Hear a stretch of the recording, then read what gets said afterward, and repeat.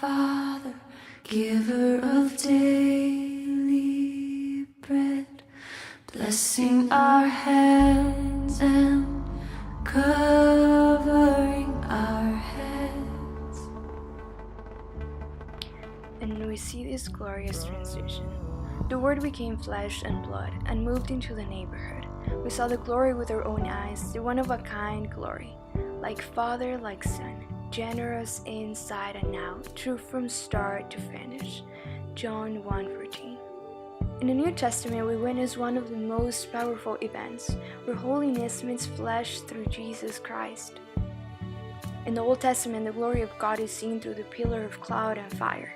This powerful glory of God is then transformed into flesh, into a Savior for humanity, into Jesus Christ, where your God is not absent, neither distant nor impotent, where our God is vigilant, infinite, omnipotent, and intimate. He pitches his tent and camps right in the middle of us. Jesus can come and camp in the middle of us right now. Then the glory of God in the skin of Jesus came so that the grace and truth of Jesus now tabernacles in us. Sounds like transition? And we see that transition births transformation. And we all with unveiled face, beholding the glory of the Lord, are being transformed into the same image from one degree of glory to another. For this comes from the Lord who is the Spirit. The word change in Greek is metamorpho. The prefix meta comes from the Greek word meaning change. The root of morph means shape, and the suffix osis means a state of process.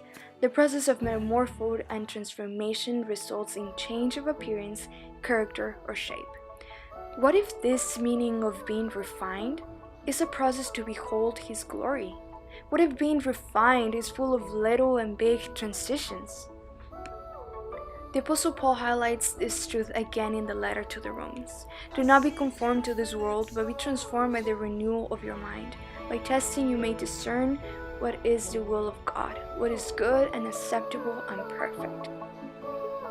Paul writes in Greek, in which he explains that the key to being able to discern God's will for our lives depends on our transformation.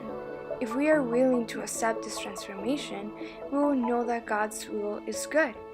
But if we learn to embrace transition and change fully, not only will we know that God's will is pleasing, but we will reach God's perfect will.